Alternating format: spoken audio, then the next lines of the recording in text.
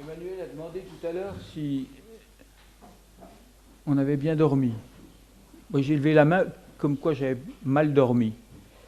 Et puis, ce matin, quand j'ai voulu imprimer mon texte, eh bien, il n'y avait plus de tonnerre dans l'imprimante. Et puis, quand j'ai fait mon PowerPoint, eh ben, j'ai tout perdu ce matin. Il a fallu que je recommence tout. Et vous savez quel est le thème que j'avais choisi pour mon... L'impatience. Ça tombait bien. Alors, c'est pas ça, non? Ah, eh bien, ça continue, vous voyez.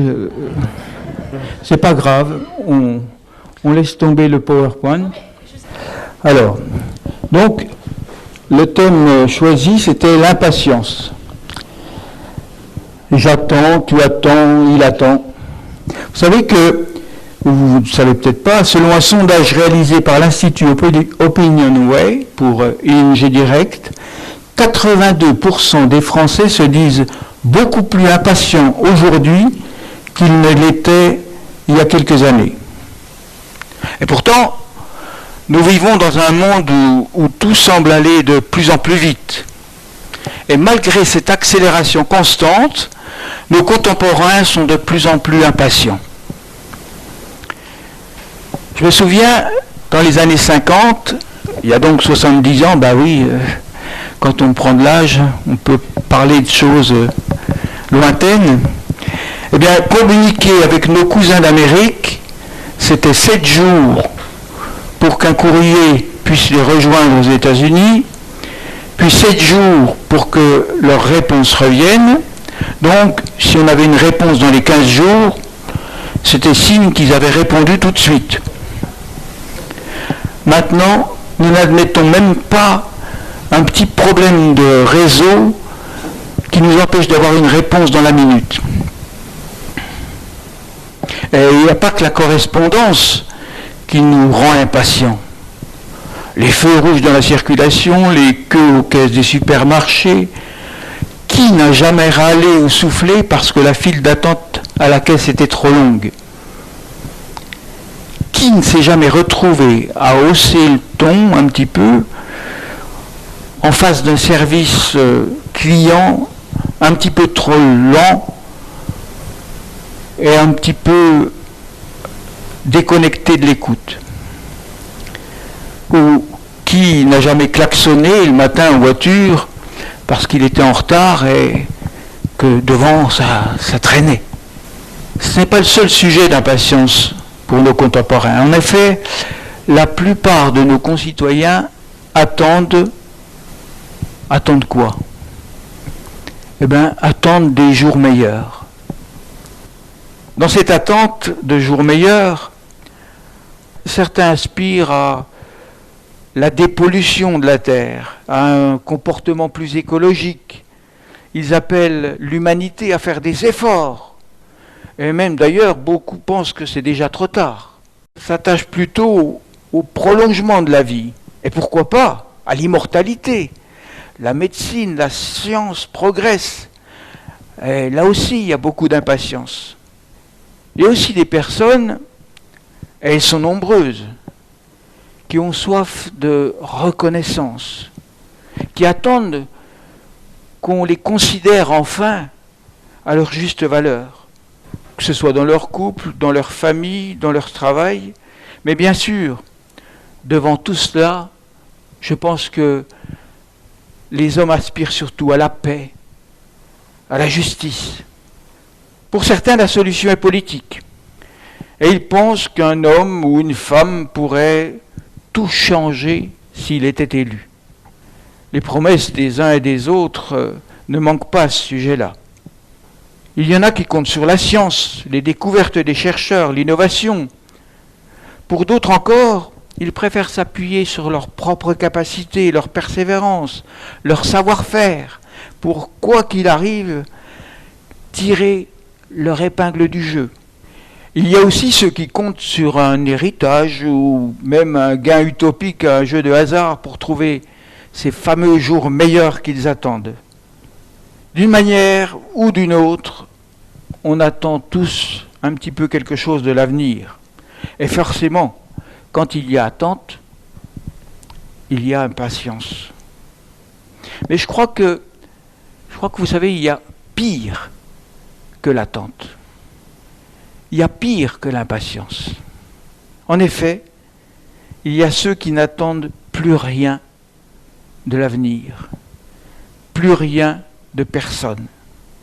Ceux qui n'ont aucun recours et qui s'enferment dans la dépression, dans le découragement, ou même qui s'anesthésient avec des addictions, dans l'alcool ou dans la drogue. Ne plus rien attendre de la vie, c'est en quelque sorte entrer déjà dans la mort. Dans la Bible, on trouve de nombreux exemples de personnes qui attendaient des choses plus ou moins légitimes, avec des attitudes plus ou moins positives. Par exemple, il y a tous ces malades qui attendaient la guérison, comme ce paralytique au bord de la piscine de Bethesda, dont nous parle l'évangile de Jean au chapitre 5. Il attendait, comme d'ailleurs bien d'autres malades avec lui, que l'eau de la piscine soit agitée pour se jeter dedans et être guéri.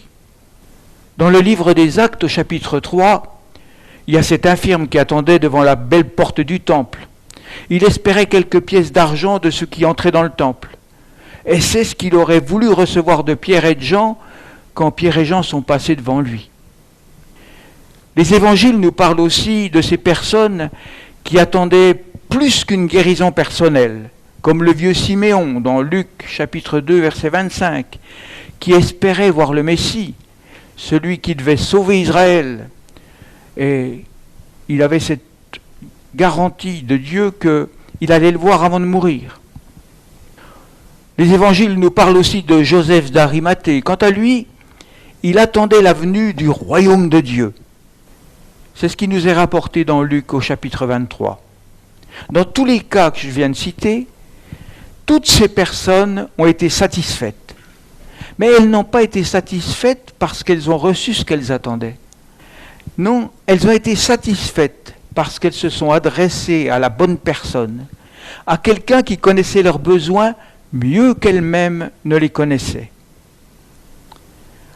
En effet, le paralytique attendait quelqu'un qui le jette dans la piscine. Jésus ne l'a pas jeté dans la piscine. Jésus lui a donné directement la guérison et l'espérance. De la même manière, l'infirme à la porte du temple demandait l'aumône à Pierre et Jean et s'attendait à recevoir de l'argent. Mais Pierre et Jean lui ont apporté plus que de l'argent. Ils lui ont apporté la guérison au nom de Jésus. Le vieux Siméon espérait voir la venue du Messie avant de mourir. Non seulement il l'a vu, mais poussé par le Saint-Esprit, il est venu dans le temple au moment où les parents de Jésus l'amenaient pour sa circoncision. Et il a pu porter Jésus dans ses bras. Et même, il a prophétisé le salut, non pas d'Israël, celui qu'il attendait, mais le salut de toutes les nations. Et le texte nous dit que les parents de Jésus restaient tout étonnés devant ce qui était annoncé. Nous avons sans doute, nous aussi, des attentes qui nous sont personnelles. Elles sont, suivant le cas, peut-être plus ou moins légitimes. Mais comme je le disais tout à l'heure, le pire, ce serait de ne plus rien espérer, de ne plus rien attendre. La Bible tout entière nous porte vers l'espérance. Dans le livre des Lamentations, chapitre 3, verset 26, il est écrit « Il est bon d'attendre en silence la délivrance de l'Éternel. » Et dans le livre des Proverbes, au chapitre 24, verset 14, « Mais rappelle-toi que la sagesse aussi est bonne pour ta vie.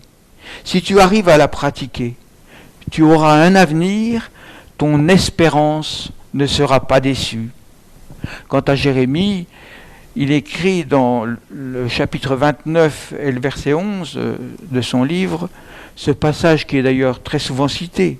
« Car moi, je connais les projets que j'ai conçus en votre faveur, déclare l'Éternel. Ce sont des projets de paix et non de malheur, afin de vous assurer un avenir et de l'espérance. Espérer, c'est vivre. Mais que peut-on espérer légitimement ? Jésus, qui est la vérité, a promis à plusieurs reprises à ses disciples qu'il leur renverrait le consolateur, l'esprit de vérité. Il a même dit, « Si donc, tout mauvais que vous êtes, vous savez donner de bonnes choses à vos enfants, à combien plus forte raison le Père Céleste donnera-t-il l'Esprit Saint à ceux qui le lui demandent ?» C'est dans Luc au chapitre 11, le verset 13. Cette promesse-là, le prophète Joël l'avait déjà transmise dans Joël chapitre 3, versets 1 et 2. Le prophète écrit au nom de Dieu, « Après cela, moi, je répandrai mon esprit sur tout le monde. Vos fils, vos filles prophétiseront, vos vieillards par des songes, vos jeunes gens par des visions recevront des révélations. Et même sur les serviteurs et sur les servantes, moi, je répandrai mon esprit en ces jours-là. » C'est vraiment extrêmement encourageant de voir une même promesse pour les jeunes et les vieux, pour les serviteurs, les servantes, pour les maîtres. Le Saint-Esprit est promis pour tous les âges et pour tous les milieux sociaux. Et pour ceux qui penseraient que cette promesse concernait uniquement l'Église du 1er siècle, Pierre, dans Actes chapitre 2, versets 38 et 39, annonce « Changez et que chacun de vous se fasse baptiser au nom de Jésus pour que vos péchés vous soient pardonnés. Alors, vous recevrez le don du Saint-Esprit, car la promesse est pour vous, pour vos enfants et pour ceux qui vivent dans les pays lointains, tous ceux que le Seigneur notre Dieu fera venir à lui. » Et quand Dieu répand son esprit sur toute chair, il y a un effet extraordinaire. Et aujourd'hui, qui est sur notre calendrier le jour de la Pentecôte, il suffit de lire le livre des Actes au chapitre 2 pour comprendre comment les disciples ont été transformés et comment l'Église est née à Jérusalem avec cette onction du Saint-Esprit. Cette attente du Saint-Esprit était pour les disciples une attente légitime, puisque le Saint-Esprit avait été promis. Mais elle est légitime aussi pour nous, pour tous ceux qui se confient dans la grâce de Dieu, puisque, comme nous l'avons lu dans Acte 2, 39, la promesse est pour vous, pour vos enfants et pour ceux qui vivent dans les pays lointains, tous ceux que le Seigneur notre Dieu fera venir à lui. Il y a une autre attente qui est légitime pour ceux qui croient dans les promesses de Dieu. Dieu promet à son peuple d'habiter au milieu de lui, dans un monde de paix et de justice. Les textes qui nous en parlent sont aussi bien dans l'Ancien Testament, comme Ézéchiel 37, chapitre 37, versets 26 à 28, ou dans le Nouveau Testament, dans Apocalypse 21. Cette promesse-là, elle coche toutes les cases des aspirations de l'homme que nous avons mentionnées tout à l'heure.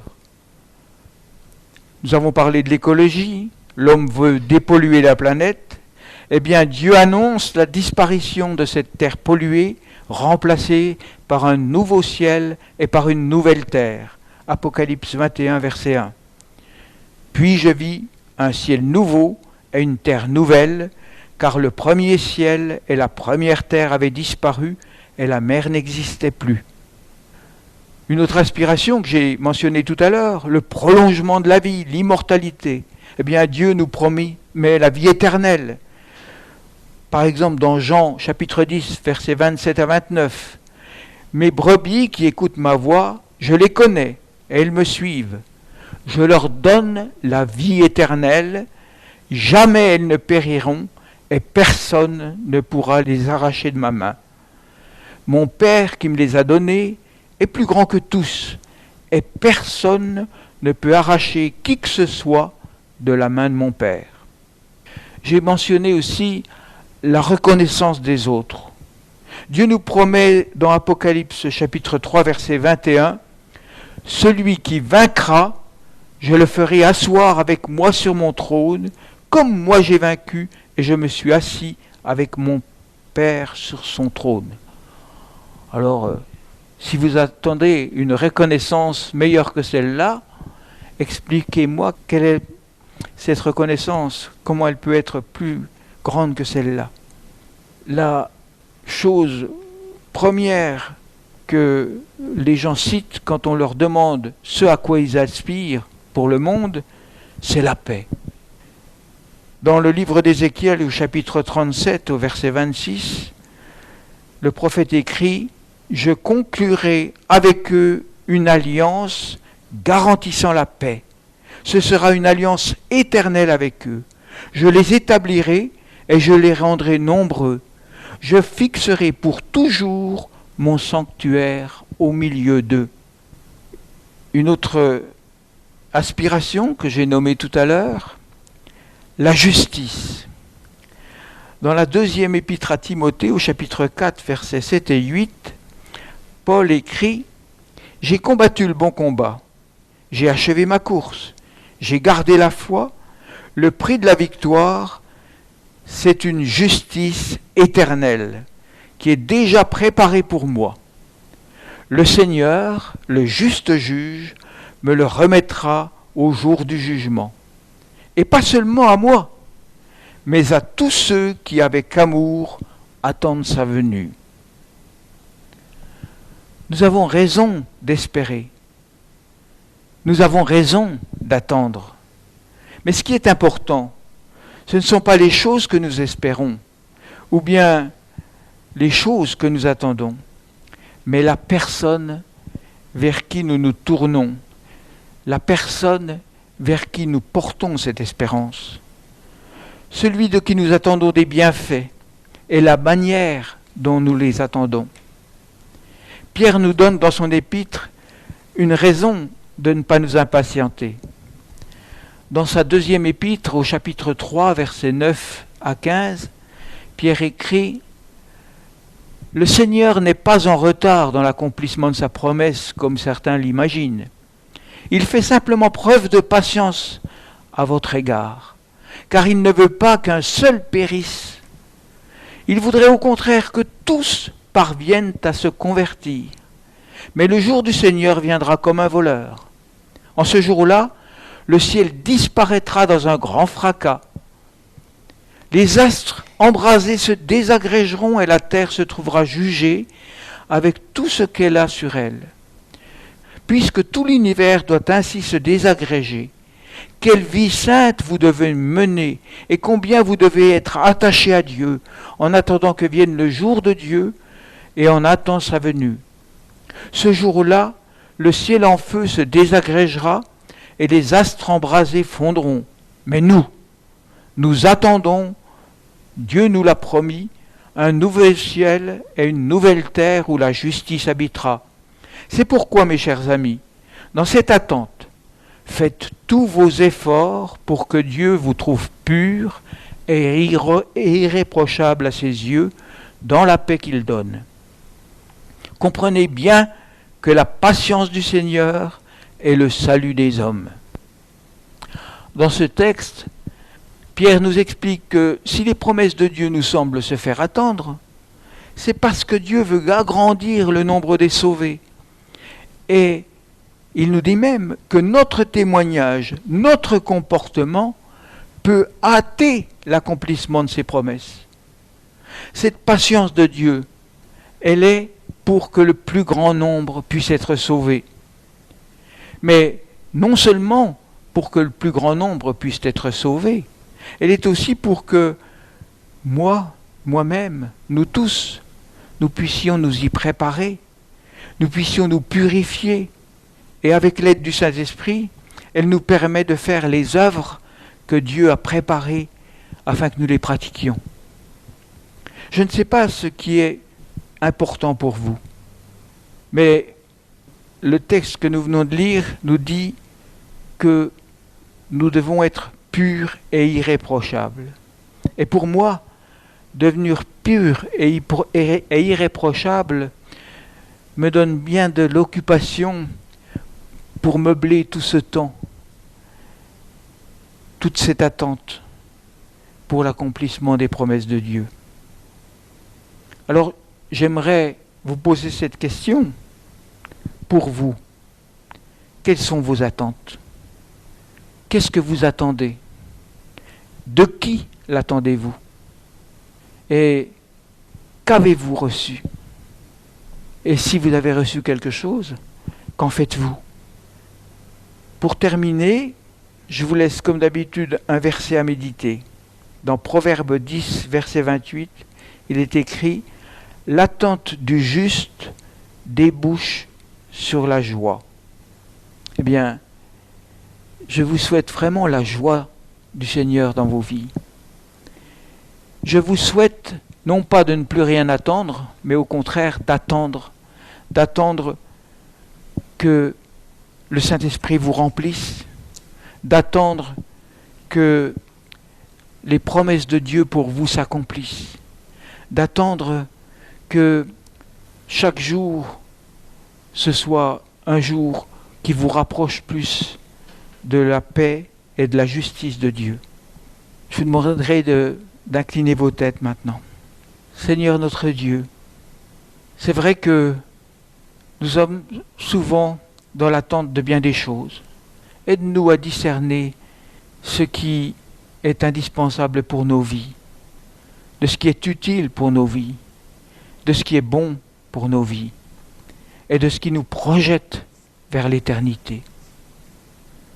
Merci Seigneur, parce que si nous nous tournons vers toi, tu vas nous donner au-delà de ce que nous espérons, au-delà de ce que nous attendons, et tu vas nous donner ce que nous n'avions même pas imaginé, comme ce paralytique sur le bord de la piscine, comme cet infirme devant le temple, comme Siméon, comme Joseph d'Arimathée ou comme d'autres. Seigneur notre Dieu, remplis nos vies de ton espérance, de ta grâce et de ta paix. Et j'aimerais vous laisser un court moment de méditation pour que vous fassiez réellement le point pour savoir ce que vous attendez dans vos vies, pour savoir si vos attentes sont légitimes ou si elles sont superflues, et pour vous tourner réellement vers ce qui sera utile non seulement pour cette vie présente, mais pour construire votre avenir et votre espérance dans l'éternité avec Dieu.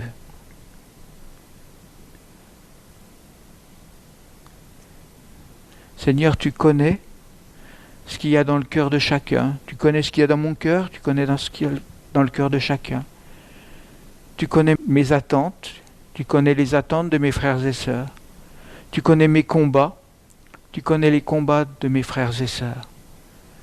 Seigneur, c'est vers toi que je veux me tourner ce matin pour te dire, oui Seigneur, c'est ce que tu as préparé pour moi qui est le meilleur. Seigneur, aide-moi à aspirer à ton esprit dans ma vie, à ce que ton esprit conduise complètement ma vie, à ce que ton esprit déteigne sur mon entourage, à ce que toutes mes aspirations, Seigneur, soient tournées vers toi. Bénis chacun de mes frères et sœurs ici ce matin et donne à chacun, Seigneur, de recevoir le meilleur, non seulement pour ce temps de culte, mais pour la vie tout entière. Amen.